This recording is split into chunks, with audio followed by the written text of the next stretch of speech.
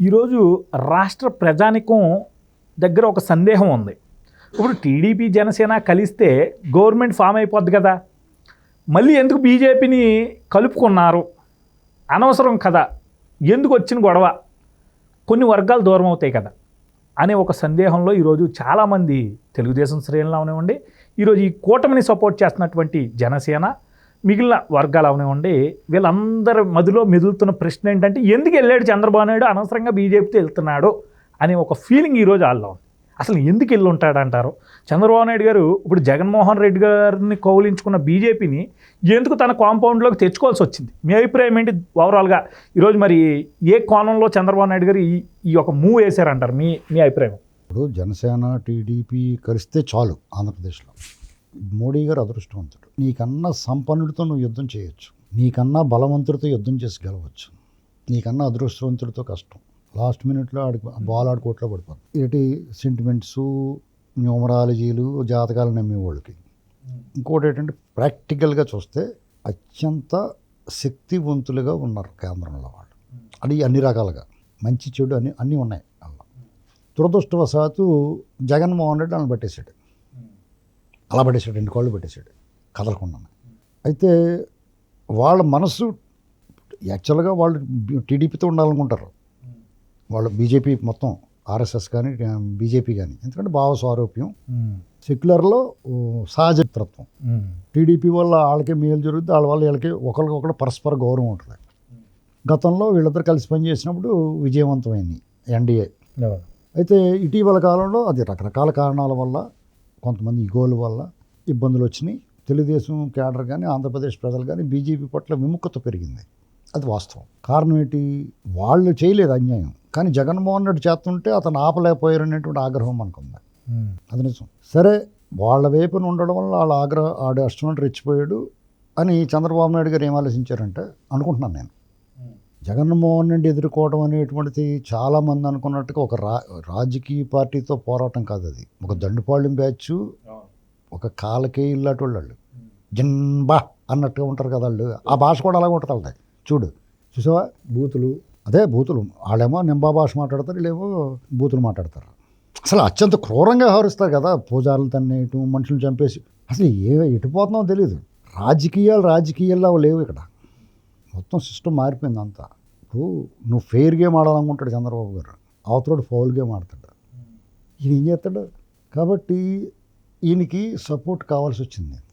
ఇప్పుడు తెలుగుదేశం ఫాలోవర్స్ రాష్ట్ర ప్రజలకి ఏం ఉపయోగం జరుగుతుందో అనేక రకాలుగా ఆలోచించి, అసలే మాంత్రికుడు ఎవరో జగన్మోహన్ రెడ్డి, వాడికి ఇప్పటికీ చాలా శక్తులు ఉన్నాయి. పోలీసు యంత్రాంగము, అధికార యంత్రాంగము, రకరకాల దుష్ట శక్తులతోటి అతను బలంగా ఉన్నాడు. ఆర్థికంగా కూడా బలంగా. ఉత్తర మాంత్రికుడు రకరకాల శక్తులు ఆవాహన చేసుకుని ఉంటాడు.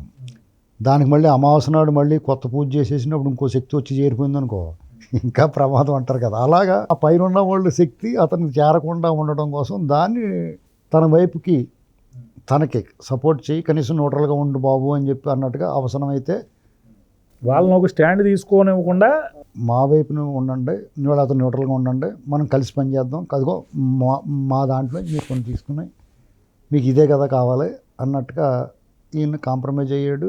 తప్పులేదు, ప్రజల కోసం, రాష్ట్రం కోసం. పవన్ కళ్యాణ్ గారు చెప్పాడు, రాజకీయాల కోసం కాదు ఇదని. దాన్ని యాక్సెప్ట్ చేశారు, ప్రజలు ఒప్పుకున్నారు. మరి జగన్మోహన్ రెడ్డి గారు అరాచకాలు ఏమైనా తగ్గినాయా అంటే తగ్గలేదు, ఇంకా తగ్గుతాయి. ఎలా తగ్గుతాయంటే, ఇంటెలిజెన్స్ ఈ కులకోటను బద్దలు కొట్టేస్తున్నారు, అంత రెడీ అయిపోయింది. ఎవడైతే అతను సొంత సైన్యం నిర్మించుకున్నాడు, ఎలక్షన్ ఫస్ట్ ఫేజ్లో వచ్చేస్తాయని డబ్బు గాడు అన్ని సర్దేసుకుని వీళ్ళందరినీ రెడీ చేసి పెట్టుకున్నాడు.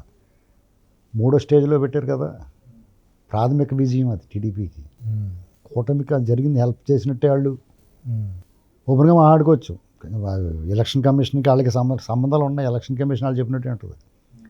మరి మోడీ గారు సభలో మాట్లాడినప్పుడు వీళ్ళు ఏమనలేదు కదా అని. నిజమే, మరి మోడీ గారు ఏమనలేదు అతన్ని, రఘురామకృష్ణరాజు గారు సీట్ ఇవ్వలేదు, ఇంకా అతని ప్రభావం నడుస్తుందంటే కొంచెం వాళ్ళని కూడా చూస్తూ ఉంటారు అప్పుడప్పుడు. ఒకేసారి సడన్గా తగ్గొట్టుకోలేదు కదా. మరి రేపు వద్దన ఫార్మేషన్కి అవసరంగా ఏమో ఏం జరిగినా ఏం అవసరం అవుతుందో అప్పుడే తగ్గొట్టుకోలేరు.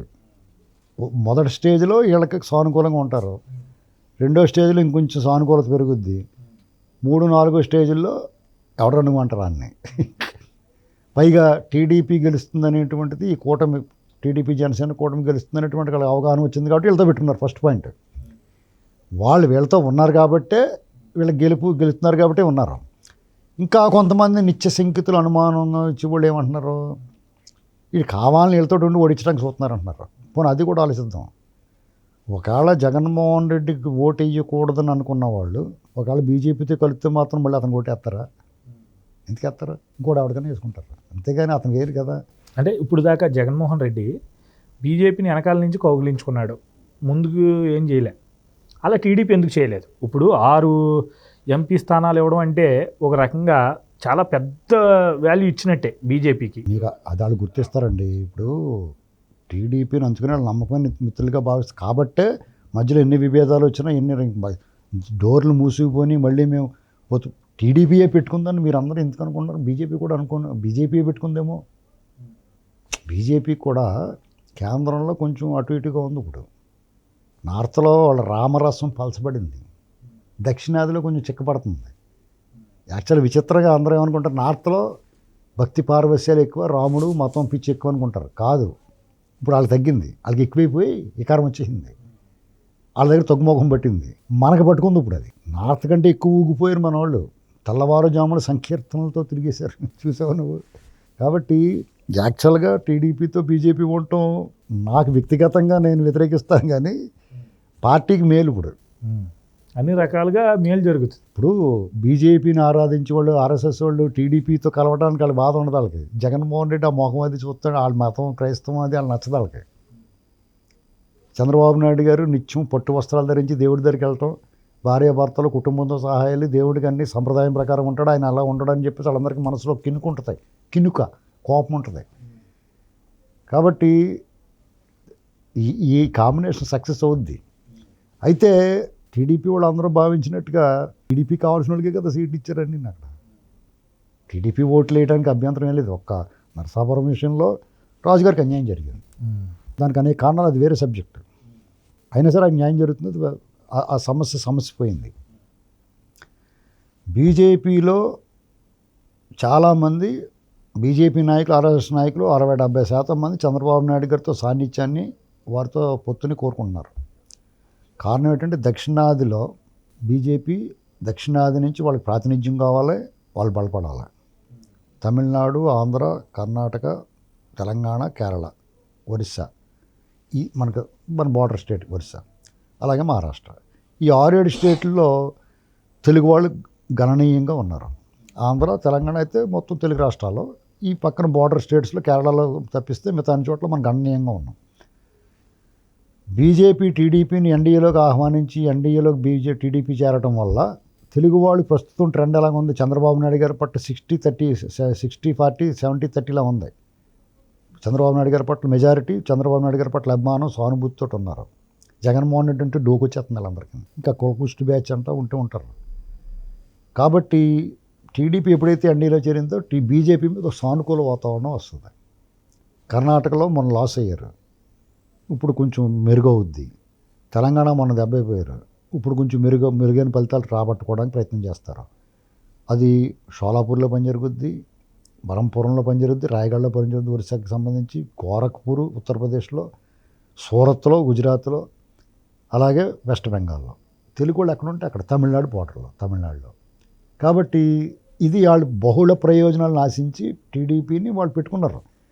వాళ్ళే టీడీపీ ఎందుకు కావాలనుకుంది, ఈ భూతం దెయ్యం బూచోడి నుంచి సిస్టంలా పనిచేయటానికే వీళ్ళు కావాలనుకున్నారు. వాళ్ళు ఏం ఆలోచించారు, టీడీపీ మనతో వస్తే ఇలా ఇంత బహుళ ప్రయోజనాలు ఉన్నాయి, కొన్ని సీట్లు ప్రాతినిధ్యం దొరుకుతుంది. ఆంధ్రప్రదేశ్లో విడిగా పోటీ చేస్తే 1% కూడా లేదు, మనం 1% కదా వాళ్ళకి ఉంటుంది, ఇంకా ఓటింగ్ ఉంది. కానీ మొన్న లాస్ట్ టైం ఏం చేశారంటే జగన్కి ఇచ్చేసారు వాళ్ళందరినీ.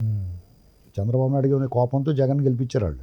ఇప్పుడు వాళ్ళు ఎగిరెగిరి తంతున్నారు వాళ్ళు. కాబట్టి ఇప్పుడు చంద్రబాబు నాయుడు గారు ఆ ఓటు బ్యాంక్ 2%, 2.5% ఎంతో కొంత వీళ్ళు కలుస్తుంది.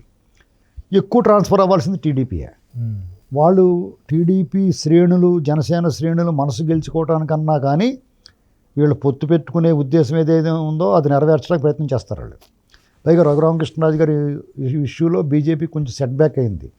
దాన్ని కవర్ చేసుకోవడానికి ఏం చేస్తారంటే ఇప్పుడు జగన్మోహన్ రెడ్డి గారిని 1 కొట్టాలనుకున్నది 6 కొడతారు. ఇప్పుడు అంచేత టీడీపీ శ్రేణులు ఏం వర్రీ అవ్వకండి. నేను ఇలా మాట్లాడుతున్నాను కాబట్టి నాకు బీజేపీ మీద ప్రేమ పెరిగింది అనుకోవద్దు. ఇంకోసారి స్పష్టం చేస్తున్నాను, నేను విధానాల పరంగా వ్యతిరేకిస్తాను తప్ప వ్యక్తుల మీద కానీ వాళ్ళ పార్టీల మీద కానీ నాకు ద్వేషం ఉండదు. ఎందుకంటే నేను అద్వానీ గారికి నేను డై హార్డ్ ఫ్యాన్, వాజ్పేయి గారికి. బీజేపీ పట్ల మేము, మీరు పిల్లలు, మీరు ఈ మధ్యకాలంలో చూస్తున్నారు బీజేపీని, మేము ఎప్పుడో వాళ్ళు 2 సీట్లు ఉన్నప్పటి నుంచి చూస్తున్నాను. నేను వెంకయ్యనాయుడు గారి ప్రసంగాలకు అత్యంత ఆకర్షితులైన వ్యక్తిని నేను. అలాగే అద్వానీ గారు రథయాత్ర వెనకాల తిరిగినవాడిని. కాబట్టి ఇది ఆ విధానాల పట్ల మనకు కలిగిన నష్టం పట్ల బాధ వ్యక్తం పరిచయం తప్ప వాళ్ళవే వ్యక్తిగతంగా మనకేం పొలం గొడవలు ఉన్నాయండి. రాష్ట్రం అన్యాయం అయిపోతుంది, వాళ్ళు చూస్తూ ఊరుకుంటారన్న బాధ తప్ప దాన్ని కవర్ చేసుకునే అవకాశం ఇప్పుడు వచ్చింది. దాన్ని సరిదిద్దుకుని